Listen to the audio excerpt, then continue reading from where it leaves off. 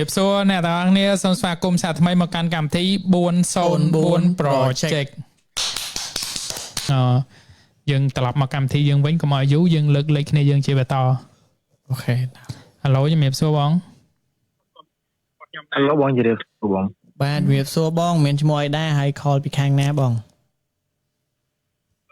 bạn xung gì được xua bóng anh ta cài năng bóng bóng từ óc này tôi sẽ đi cho được óc đại bóng bà cho hiệp xưa hay tôi này chôn còn hiệp xưa bóng được nè con trắng kia dương complete hiệp xưa quát mau bên không nhưng bạn đẹp mấy nhóm hoàng ấy bay cho bóng nhóm hồ nơi Phnom Penh như tại bay ở sọc nát nhóm nơi sầu đồng bạn bóng hai ngày nắng miền đường ấy trong trái lại non cảm thấy dân bóng ngày nắng nhóm ở miền đường ấy bên ngày thế nhóm dây đường vì bóng chui bắt ở lại để bóng gặp bóng mơ sân bàn này vì trâu màu nồng kho lá ok bóng ok không sao bóng bà tàn chơi ngày nắng nhóm ở miền ấy bên ngày thế nhóm dây vì thua xa nhóm dây vì pa bỏ nhóm về để môn pa bỏ nhóm khôi ở đây nhóm châu phải rửa mó bóng bạn chơi mong chơi môn pa bỏ nhóm khôi nó tung ở khai bay bóng khai bay ta nhóm flick ngay đang thằng ngay tim mà nhóm flick bạn ở đây bóng môn để pa nhóm khôi nó quạt call mà nhóm về bật lao nhóm tung tại điệp tốp nhóm ở bộ lực này xa ở xa yêu bóng nhóm tung tại điệp tốp tung màuผมไปจิ้งโจมบัวนี้นั่งป่าย่ำกดคอมาย่อมกดคอมาย่อมกดคอมาย่อมให้กดคอมาย่อมให้กดชาดมาย่อมเตี้ยแต่ชาดนั่งหยอกบานโจมือให้บานกดคอมาย่อมนั่งกดคอมาย่อมท่ากดสมลุยย่อมบุญเมินกดสำหรับผักกาแฟฝักล่างกดหัวไงกดฝักล่างก็ดังกดมาผักกาแฟเลยในจัดเตี้ยนั่งhay đọc bây ngày nắng ngày để cọt khôi nắng nhom ở cọt khô nhom nắng nhom hẹp quạt đây thằng chăm nhom hiệp tàu hái chăm nhom ở nhà bãi nhom nhà tam viên này về nắng có nhọt to miền công ở to miền đây nhom ba nhà quạt đây nhom nhà tam viên này quạt cho lọt bằng đọc chiêng hay đọc bây tới nhom nhà quạt hơi đọc bây nhom nhà quạt hơi là bạ quạt đọ lối giờ bóng là bạn có đọ lối tông mong bầy chỗ buồn hay đập bê có đọ lối hái hay trong ngày nó ngay thay nhom ở tru luôn à mình mẹ ram tha yêu off app nó không luôn à bóng hay đập bê có đọ hái quạt chun po dương xong ở côn miền đây sọc tôi nộp vai không trong khu xa cho bóng hay chấm lại à con năng họ đó nhom nhà lui giờ quát đã miền trái biển năng mua dưỡng tỷ ôi giờ rồi nhom về mà ta họ xong về nhom về lời này rồi nhom tập này rồi nè trong bàn này quả đại chun po biển năng mua dưỡng tỷ dùng nhà tao bỏ đòn quát là bông hay đọc về quạt độ bàn hái quạt chun po dưỡng chẳng hái nam ta là bạn tung mong phèm ấy nè bông mong phèm chiêng cho còn cuối thằng này ra trò ai muốn con cuối thằng này ra trò nó bông ap quạt tê mà dương tha con ta đâu lui ba này ai ap nó trong đôi nhom về phía ngoài mình tha nhưng mà thua luôn nè bông nhóm nhà rom tha ap nó nhom đi nơi ở cái lạnh càng nghe nhom nhà rom tha miên sầm máu lên môi mặt đá nhom mà bổng đôi miên sầm máu mau lên môi mặt đá nhom đôi thà ơi nhẹ bổng đôi miên ha ơi nhẹ tha miên riêng nơi tia chẳng nè ai ap nó nhiều khò rom nó tha miên sầm máu mặt đá dương bền ra tập miên sầm máu mặt đá dương bền nó nhom từ lục mục thà lục mục ở giật lạc luôn rồi tụt tắc bổng con ta đa còn là nhom đa tụt tắc hái nhom lục mục lục ấy hái ព្រោះខ្ញុំដើរមកដល់ចិត្តតូចខ្ញុំវិញហើយស្រាប់តែប្រពន្ធខ្ញុំគាត់លើកទូរស័ព្ទពេលហ្នឹងខ្ញុំអត់បានយកទូរស័ព្ទទៅបន្ទប់ទឹកពេលខ្ញុំទៅលុបមុខហ្នឹងឯងស្រាប់តែប្រពន្ធខ្ញុំយកទូរស័ព្ទហ្នឹងឲ្យខ្ញុំនិយាយពួកម៉ាក់ខ្ញុំមួយខលមកបងថាប៉ាខូចបាត់ហើយដាក់ថាចរាចរណ៍ហើយក៏ខ្ញុំសួរទៅវិញថាប៉ាណាប៉ាអ្នកនៅឧដុង្គមែនថាហ្នឹងហើយប៉ាអ្នកនៅស្រុកឧដុង្គគ្រោះថ្នាក់ចរាចរណ៍ខ្ញុំគាត់គឺចឹងខ្ញុំគាំងហ្មងបងខ្ញុំគាំងនិយាយអត់ចេញហ្មងហើយខ្ញុំក៏ចាប់អារម្មណ៍ថាអាពេលថាខ្ញុំអត់ស្រួលខ្លួននឹងថាមានសម្ោតអីមកដាក់ខ្ញុំមកបងបាទហើយខ្ញុំគាំងត្រង់ហ្នឹងយល់ខ្ញុំនិយាយអត់ចេញហ្មងថាពេលថាដូចគេមកដាស់យើងឲ្យយើងដឹងថាមានរឿងនៅផ្ទះមានរឿងអីស្លាប់អ្នកផ្ទះមួយចឹងហ៎បងយល់ព្រោះខ្ញុំបាក់និយាយខ្ញុំតែបែរខ្ញុំនិយាយមកម៉ាថាខ្ញុំនិយាយពងនិយាយមកម៉ាឥឡូវក៏ខ្ញុំថាណៃក្នុងទ្រុងដែរហើយខ្ញុំពងថាឥឡូវខ្ញុំពងថានិយាយហ្នឹងខ្ញុំនិយាយមកម៉ែបារាខ្ញុំមើលម៉ែបារាតែខ្ញុំនិយាយបើកសលេងទេបាទហើយឥឡូវខ្ញុំកាត់មែនទេចុះឥឡូវខ្ញុំឥឡូវពេលថ្ងៃគាត់ខូចហ្នឹងហើយស្រាប់ដល់ខ្ញុំទៅបងរៀងឈឺកតិចអត់អីទេបងតាមសម្រួលចូលដល់ថ្ងៃយើងធ្វើបន់ថ្ងៃយើងធ្វើបន់ណាបងថ្ងៃទី1យើងថ្ងៃទី1ហ្នឹងយើងអត់ទាន់យកស្បគាត់ហ្នឹងដាក់ចូលមឈូសទេបាទដល់ពេលចូលថ្ងៃទី2បានយើងយកស្បគាត់ដាក់ចូលមឈូសហើយស្តាប់តាថ្ងៃទី2ហ្នឹងបងយប់ឡើងណាយប់ឡើងគេថាធម្មតាបងធម្មតាបនសពមួយតែងតែមានអ្នកមកកំដរហើយបងប្អូនឬក៏អ្នកចិត្តខាងអញ្ចឹងហ៎បងបាទខ្ញុំចាំសម្លេងប៉ាខ្ញុំហ្នឹងយល់ខ្ញុំចាំហ្មងបងទោះគាត់អាមិនយ៉ាងម៉េចក៏ដោយក៏ខ្ញុំចាំសម្លេងគាត់ដែរពូខ្ញុំមួយហ្នឹង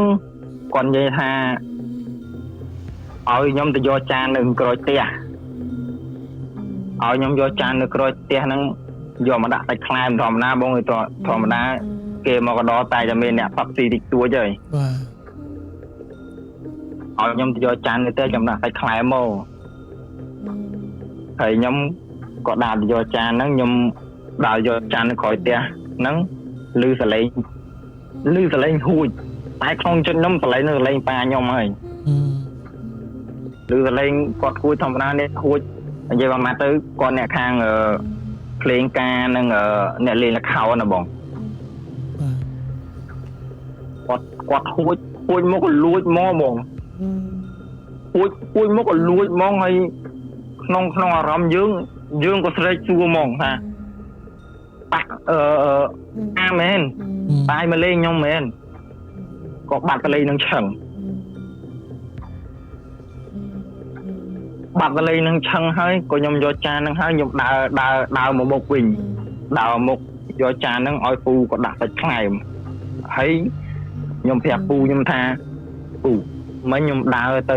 ក្រោយមិញទៅយកចានហើយបងឯងហ្នឹងខ្ញុំឮកលេងប៉ាខ្ញុំហួចកលេងបាត់ភ្លេងការបងហើយគាត់ថាពូខ្ញុំគាត់ថា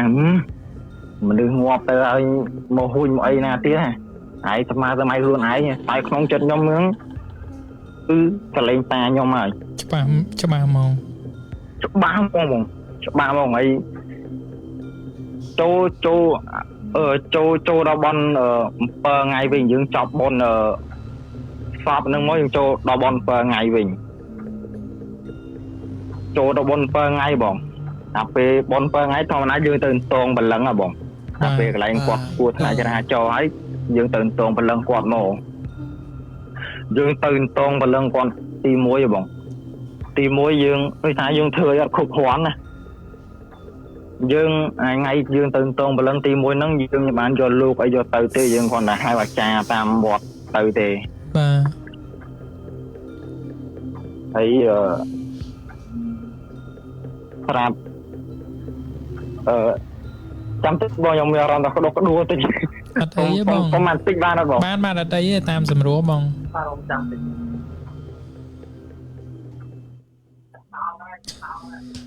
ចឹងអ្នកនរគ្នាសប្តាហ៍នេះមានរឿងក្តុកក្តួលពីរឿងណាម្ដងទី1 20ទី2គឺសាច់រឿងបងប្អូនតែម្ដងដែលតាក់ទងនឹងពុកអញ្ចឹងអត់ទេតាំងពីខ្ញុំធ្វើកម្មវិធីមកទាំងដុកភ្លឺទាំង404ណាភាគច្រើនសប្តាហ៍ណាគេនិយាយអីគឺ topic ហ្នឹងស្តៀងគ្នាមករហូត ខ្ញុំសុំសម្រួលអារម្មណ៍តិចបានបងព្រោះខ្ញុំ បានបង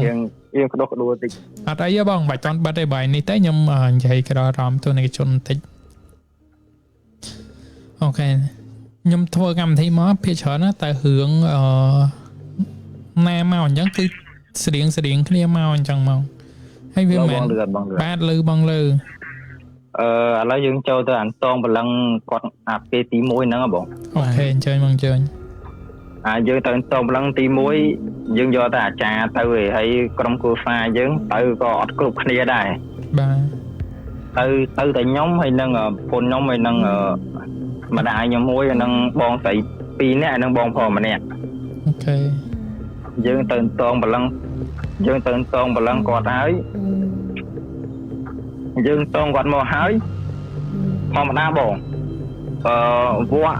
យើងតងគាត់មកហើយធម្មតាសាកសពយើងនិយាយថាបលឹងចាស់ បាទ បលឹងហើយនឹងនៅទីអារាមវត្តវាមិនអាចជិះចូលបានទេធម្មតាយើងនិយាយថាខ្មោចចុះវាមិនអាចចូលវត្តបានទេប្រាប់តែយើងអត់ដឹងបងអាចារ្យក៏អត់ប្រាប់ដែរដល់ពេលយើងតងគាត់មកបានហើយចិត្តដល់ផ្ទះយើងបងចិត្តដល់ផ្ទះយើងធ្វើបុណ្យ7ថ្ងៃហ្នឹងហ៎បងយើងយកអាចារ្យទៅដាក់វត្តវិញហើយធម្មតាសាកសពហើយនឹងវត្តវាមិនអាចចូលទៅដល់ក្នុងបានទេយើងតងអាម្ដងហ្នឹងហើយយើងស្មានថាគាត់នឹងមកហើយតែដល់ពេលយប់ឡើងគាត់មកយល់សពយើងថាអញមកហើយតែឯងមកតាលីអញនៅមុខវត្តនឹងវិញឯងមកតាលីអញធ្វើអីអញមកហើយឯងមកតាលីអញនៅមុខវត្តនឹងធ្វើអីបើស្ដាប់ខ្ញុំឲ្យច្បាស់អាចចំណុចហ្នឹងណា បាទ អាពេលយើងទៅតងគាត់នឹងហើយយើងយកអាចារ្យមកចូលវត្តវិញហើយធម្មតាបងសាកសពហ្នឹងយើងយកចូលវត្តមិនកើតធម្មតាខ្មោចហ្នឹងដូចខ្ញុំនិយាយមិញអញ្ចឹង បញ្ជាក់តិចបងមិនមែនសាកសពទេបងវិញ្ញាណ ហ្នឹងហើយបងយើងនិយាយវិញ្ញាណក៏បានដែរបាទគាត់មកយកសពយើងអញមកតាមឯងតែឯងមកតាលីអញនៅមុខនឹងធ្វើអីហើយដល់ពេលយើងថាដល់ពេលគាត់មកយកសពយើងអញ្ចឹងហើយយើងអត់ចិត្តយើងទៅតងគាត់ម្ដងទៀតតែយើងទៅតងគាត់ម្ដងទៀតហ្នឹងហ៎បងយើងហៅលោកមុនលោកបាទនិមន្តលោក2អង្គតែលោកគាត់មានប្រសាសន៍ថាទៅតងហ្នឹងមុនម៉ោង 4 ព្រឹកឡើងបងរៀងទៀបភ្លឺបាទនិមន្តលោក2អង្គនិងអាចារ្យមួយ បាទប្រាប់តាយើងទៅតងគាត់ទៅបងស្មាទោសបងគាត់គួរថ្នាក់ចរាចរណ៍នៅមុខក្លឹបហ៎បងក្លឹបដងគេហៅព្រីងគេហៅកន្លែងហៅព្រីងគាត់និយាយថាស្មាទោសលោកគាត់មានប្រសាសន៍ថាអាកន្លែងក្លឹបហ្នឹងហ៎បងគេឃុំបលឹងគាត់នៅហ្នឹងគាត់ឃុំបលឹងគាត់នៅហ្នឹងគាត់អត់មានថាចេញដល់ណាក៏អត់រួចដែរគឺអាងឹតស្លុបហ្មងគាត់ចេញពីនោះអត់រួចទេបងបាទហើយលោកក៏គាត់និយាយថាឲ្យខ្ញុំជាកូនទៅអុជធូបនៅអាកន្លែងមុខក្លឹបគេហ្នឹងអាកន្លែងគាត់គ្រោះថ្នាក់ហ្នឹងហើយបងហ្នឹងហើយឲ្យគាត់ឲ្យនិយាយថាឲ្យតងបលឹងរបស់រូបប៉ាខ្ញុំទៅឲ្យសុខសុវត្ថិភាពកុំឲ្យ តងតើអត់បានចឹងអីហ៎បង បាទ ហើយខ្ញុំក៏ចូលអុជធូបខ្ញុំចូលអុជធូបទៅយើងនិយាយដូចពាក្យលោកគាត់និយាយមកចឹងហ៎បង បាទបាទ ស្រាប់ទៅលោកពីរអង្គហ្នឹងគាត់អត់នឹកស្មានថាពេលយើងបង្ហាញថតមកហ៎បង បាទ ពេលយើងបង្ហាញរូបថតមកចឹងទៅស្រាប់ទៅលោកពីរអង្គហ្នឹងគាត់សង្ហាចិត្តដែរគាត់សង្ហាចិត្តដែរធម្មតាខ្ញុំប្រាប់តាំងពីដើមមកថាខ្ញុំអ្នកលេងភ្លេងការនិងអ្នកលេងល្ខោន បាទបាទ លេងលោកពីរអង្គគាត់សង្ហាចិត្តមកថាអូញោមនេះដូចញោមយៈគាត់អត់នឹកស្មានទេបង បានន័យថាព្រះសង្ឃហ្នឹងបានស្គាល់ឪពុករបស់បងដែរតើអត់ បាទបងបាទឪពុកបងខ្ញុំតទៅលេងល្ខោននៅវត្តហ្នឹងដែរបង បាទបាទបាទ គាត់ភ្ញាក់មកថាញោមដូចញោមយៈ បាទ ហើយក៏បងប្អូនហើយបងប្អូនខ្ញុំហ្នឹងក៏និយាយកាន់ទៅកាន់គាត់វិញថាហ្នឹងហើយប៉ាខ្ញុំក៏អ្នកលេងល្ខោនអ្នកលេងអីអញ្ចឹងហ៎បង បាទបាទ ហើយបើឲ្យដឹងមិនព្រោះជាងគេអាកន្លែងយើងទៅតងប្រឡងវត្តទី2ហ្នឹងហ្មងបងយើងគាត់តែលោកសោតអត់បានប្រមាណនេះគាត់ថាខាងហៅតងប្រឡងគាត់ទៅផ្ទះអញ្ចឹងយើងទ្វាឡានយើងហ៎បងទ្វាឡានយើង4អាហ្នឹងដូចជាតាកាម៉ាបងឡានតាកាម៉ា បាទ ទ្វាឡានយើងមុនយើងចុះតងយើងបើកទ្វាឡានយើងទាំង4 បាទ គ្រាន់តែតងគាត់ហ៎បងតងគាត់គាត់ហៅគាត់មកទីទ្វាឡាន4ណាបត់ក្រឹបទាំង4បងទ្វាឡាន4នឹងយើងរួមគាត់ហៅតងគាត់ភ្លាមបត់ក្រឹបទៅទាំង4 ហើយអត់មានអ្នកណានៅចិត្តហ្នឹងទេ អត់មានណាគេនៅចិត្តហ្នឹងឯងរួមទ្វាឡានហ្នឹងយើងបើកចំហចាំគាត់ចូលហ្មងហ៎បងបើកូនចៅយើងនេះមកនៅលោកអស់ហើយកូនចៅម៉ាក់ខ្ញុំអីហ្នឹងគាត់មកនៅអាកន្លែងយើងសោតហ៎បង បាទបាទនៅពីក្រោយព្រះសង្ឃ នៅពីក្រោយគូឡានហ្នឹងតែអាទ្វាឡានយើងហ្នឹងគឺយើងបើកចាំគាត់មកបង បាទ អូយយកក្ដួបន្តិចបង បាទតាមគូអញ្ចឹងពេលដែលកំពុងតែសូត្រអន្តងបលឹងគាត់ហ្នឹងស្រាប់តែទ្វារឡានទាំង4ដែលយើងបើកចំហហ្នឹងគឺបិទក្រឹបទាំង4យកទៅហ្មង បាទបិទទាំង4យកហ្មងហើយក៏យើងភ្ញាក់មិនថាខ្ញុំភ្ញាក់មើលតែលោកអាចារ្យក៏ភ្ញាក់ដែរ បាទ គាត់និយាយថាអូវាចូលហើយអញ្ចឹងវាទៅហើយអញ្ចឹងមកយើងលោកក៏សូត្រហើយចប់គាត់តងគាត់ទៅដល់ផ្ទះហ្នឹងក៏phảiផាច់ខ្ទង់ម៉ោង5:06ដែរព្រោះលោកគាត់និមន្តថាគាត់និយាយថាកុំឲ្យភ្លឺពេកហើយគាត់តងគាត់ទៅដល់ផ្ទះហើយស្រាប់តងគាត់ទៅដល់ផ្ទះហើយយប់ឡើងនិយាយថាផឹកឡើងអត់អីតែយើងស្រាយប់ឡើងវិញធម្មតាយើងបំ7ថ្ងៃបងយើងធ្វើអាសូត្រមុន7ថ្ងៃអញ្ចឹងបង បាទ យើងធ្វើអាសូត្រគាត់ទៅដល់គោរព7ថ្ងៃ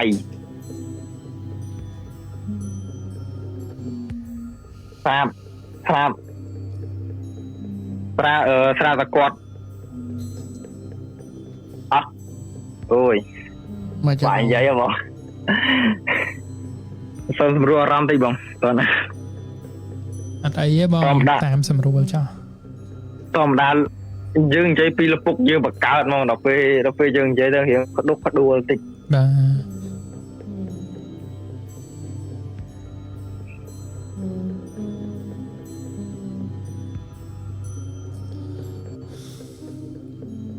មិនដែរបងឥឡូវអាចតបានទេបង អូខេបងអូខេ អញ្ចឹងបន្ទាប់ពីអន្តងបលឹងគាត់ទៅដល់ផ្ទះធ្វើបន់ធ្វើអីហើយមានរឿងអីកើតឡើងទៀតអត់បង មានបងម្ដាយខ្ញុំយប់ឡើងហ៎បង បាទ ម្ដាយខ្ញុំយប់ឡើង គាត់មិនយល់សពគាត់ឃើញផ្ទាល់ហ្មងបង បាទ គាត់ឃើញផ្ទាល់ហ្មងផ្ទះខ្ញុំហ្នឹងមានផ្ទះថ្មថ្មីមួយនិងផ្ទះចាស់មួយឯផ្ទះចាស់ហ្នឹងគាត់នៅតាំងមកទោះនៅតាំងពីបុរាណមកហើយតាំងផ្ទះហ្នឹងតាំងពីអាពតមកហើយបងយើងនិយាយប្រហែលចេះហ្មង បាទ គាត់នៅតែផ្ទះហ្នឹងមួយទេហើយគាត់ចូលចិត្តស្ទាកតែកម្មាទេ បាទ ហើយស្រាប់តែយប់ឡើងម្ដាយខ្ញុំហ្នឹងគាត់ឃើញប៉ាខ្ញុំហ្នឹងនៅផ្ទះចាស់ស្លៀកកម្មាគាត់ហូបបាយហូបអីធម្មតាអីចឹងបងម្ដាយខ្ញុំហ្នឹងគាត់ឃើញមិនថាម្ដាយខ្ញុំទេឥឡូវខ្ញុំនិយាយតែម្ដាយខ្ញុំសិន បាទ ម្ដាយខ្ញុំឃើញយរួមគាត់មកអត់មានថាមកបន្លាចយើងទេគាត់មកលក្ខណៈធម្មតាចឹងណាបងមនុស្សយើងធម្មតាអត់មានថាមកមុខឈាមមុខបន្លាចអីទេ បាទបាទ គាត់មកធម្មតាចឹងទៅអាហ្នឹងថ្ងៃទី1ដល់ពេលចូលថ្ងៃទី2បងស្រីខ្ញុំទី3ឃើញម្ដងដូចខ្ញុំនិយាយប្រាប់ឯងចឹងឃើញធម្មតាចឹងតែដល់ពេលចប់អាបុនទាំងចប់បុន7ថ្ងៃហ្នឹងមកបងចប់បុន7ថ្ងៃភ្លាមកូនឃើញទាំងអស់អត់តែខ្ញុំមួយបើគេ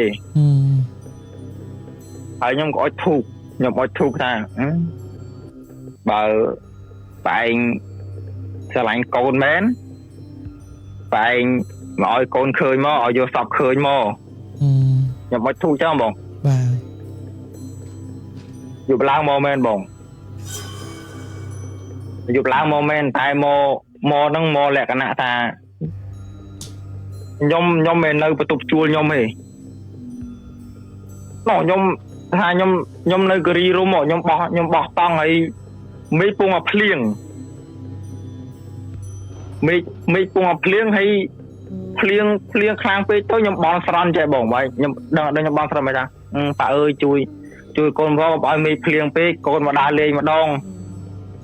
មកឲ្យដល់មកអត់មិនទៅបង គាត់ហែកធម្មតាអាប្រឡោះយកបោះតង់មួយបងធម្មតាយើងមានអាប្រឡោះដូចថាដូចអាហ្នឹងដូចថង់យើងប្រឡោះ4ជ្រុងមួយ បាទ អូនៅពីលើហ្នឹងហើយបងហ្នឹងហើយ ឲ្យខ្យល់ចេញចូល បាទ ហ្នឹងហើយគាត់ហែកអាតង់ហ្នឹងគាត់ហែកខ្វាត់មកគាត់និយាយមួយយើងថាហើយអាដៃនឹកនេះដល់អញទេមិនអញធ្វើមកជួយឯងដល់ពេ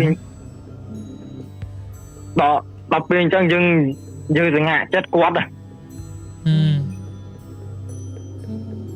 ហើយដល់ពេលហ្នឹងមកក៏រៀងស្ងប់ស្ងាត់ហើយក៏គាត់មើលទៅគាត់បានបន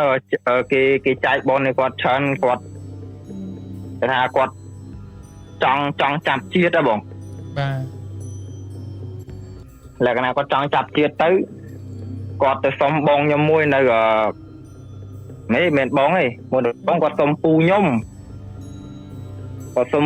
មួយនៅឧដុង្គហ្នឹងដែរហើយជាប្អូនក៏បកកើតប្អូនផងទេតែគាត់ទៅសុំប្អូនថ្លៃហ៎បងបាទតែប្អូនថ្លៃហ្នឹង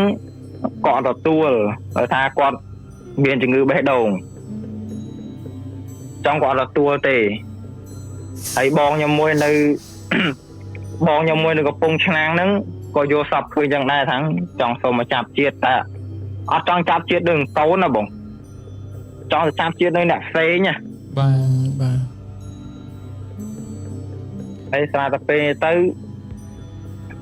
គាត់និយាយថាគាត់ដើរសុំគេពេញនឹងមកធម្មតាបងខ្ញុំគាត់ប្រាប់ឯងថាកូនឯងលេងភ្លេងអញ្ចឹងគាត់ស្គាល់គេច្រើនឬគេស្គាល់គាត់ច្រើនអញ្ចឹងហ៎បងបាទ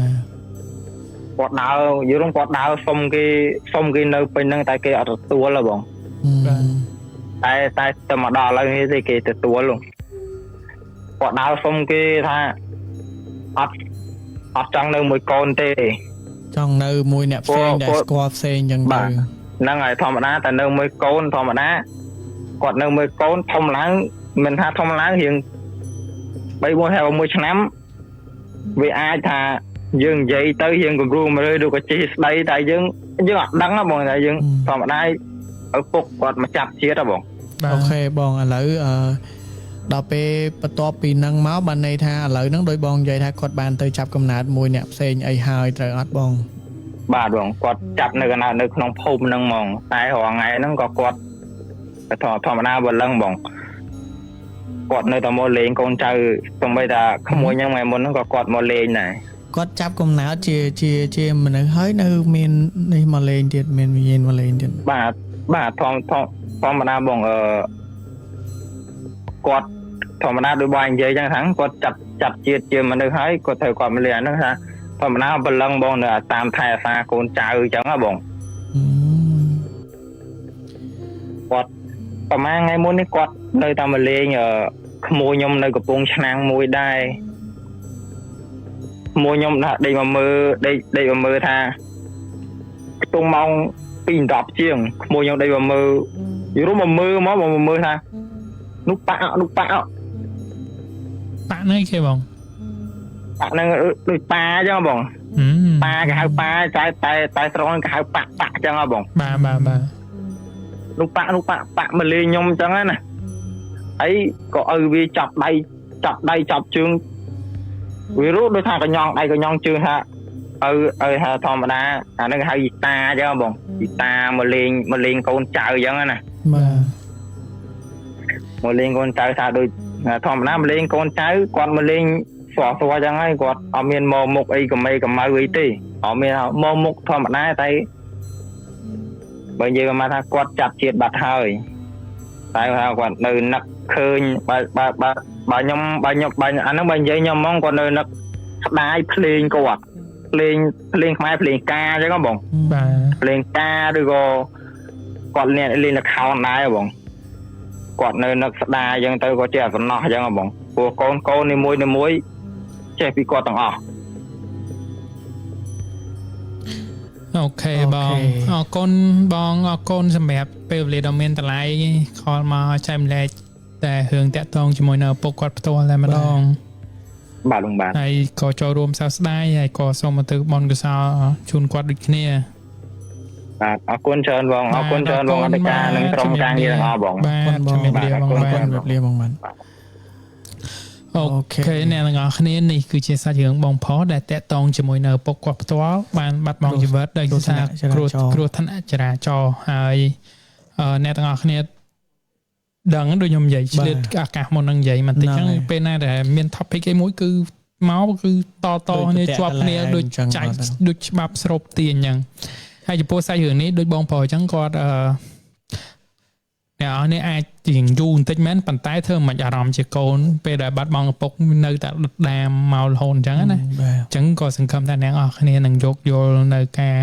គាត់សំពេលធ្វើចិត្តបន្តិចហ្នឹងសង្ឃឹមថាអ្នកអរគ្នានឹងយកយល់ដោយសារខ្ញុំគិតថាយើងទាំងអស់គ្នាសិតតែមានឪពុកម្ដាយដូចគ្នាបាទអញ្ចឹងសង្ឃឹមថាយល់នៅអារម្មណ៍មួយហ្នឹង